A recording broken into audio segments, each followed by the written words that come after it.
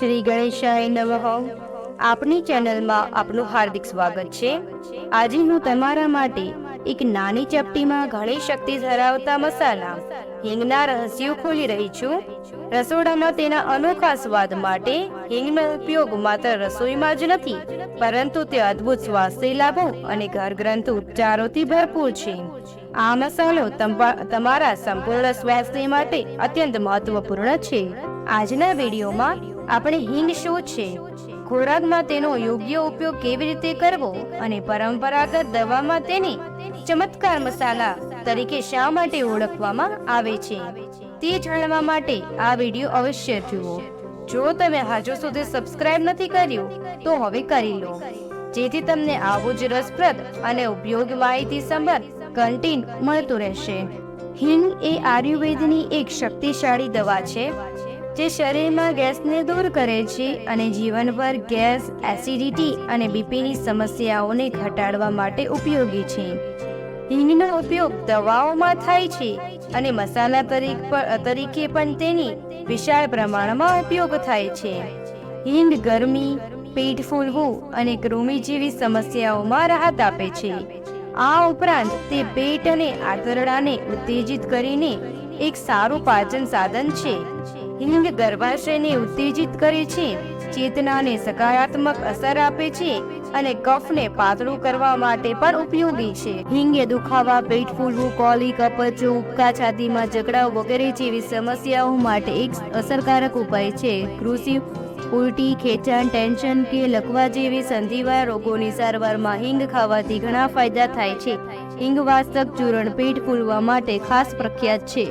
મિત્રો, કપૂર અને હિંગ સરખા પ્રમાણમાં લઈને તેની નાની ગોળીઓ મધમાં બનાવો. 1 થી 2 ગોળી લેવાથી ઉન્માદ, ખાસ કરીને શ્વસન સંબંધિત રોગો, પેટના દુખાવા, માસિક ચક્ર દરમિયાન ખેંચ અને હૃદયરોગ જેવી સમસ્યાઓ દૂર થાય છે.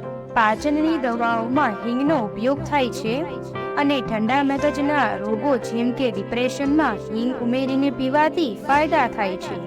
જૈતુનના તેલમાં હિંગ ભેળવી કાનમાં નાખવાથી કાનના તમામ રોગો મટે છે અને હિંગને પાણીમાં પલાળીને પીવાથી અવાજ સ્પષ્ટ થાય છે. અંજીર સાથે હિંગનો ઉપયોગ કરવાથી કમળામાં રાહત મળે છે. હિંગ, કાળા મરી, સુગંધી પાનવાળી વિલાયતી વનસ્પતિ, સાંચળ, 15 ગ્રામ શાહી જીરું, આદુ, કાળા મરી અને 10 ગ્રામનું પાવડર બનાવો. આ પાવડરનું સેવન પેટના દુખાવામાં રાહત આપે છે, પેટ ફૂલવાની સમસ્યાથી બચાવે છે અને અપચો અને ઉલટી જેવી સમસ્યાઓ પર સારી અસર કરે છે. કોલિકના કિસ્સામાં તેની ઘણા ફાયદા થાય છે. હિંગ, લાલ કેપ્સિકમ, કાળા મરી, સુગંધી પાનવાળી વિલાયતી વનસ્પતિ, જીરું અને ખમણને સમાન પ્રમાણમાં મેળવીને પાવડર બનાવો.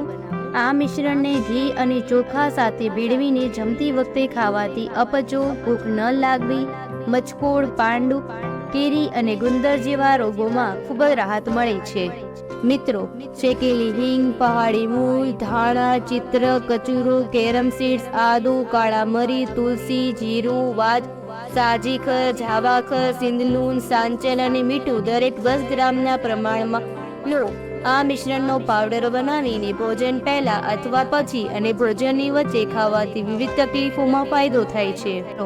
કોલેરાના રોગચાળાના કિસ્સામાં ફુદીનાના પાનના રસમાં કપૂર અને કેરી સમાન પ્રમાણમાં મિક્સ કરીને એની ગોળી બનાવવાની છે. આ ગોળી લેવાથી રાહત મળે છે. કબજિયાત અથવા પાયસી સમસ્યામાં 15 ગ્રામ હિંગ, 20 ગ્રામ મધ અને 10 ગ્રામ સિંદરને ઘીમાં ભેળવી પાણી સાથે પીવાથી ફાયદા થાય છે. હિંગની ગોળી આપવાથી કોઈ પણ પ્રકારની ઉલટી બંધ થઈ જાય છે.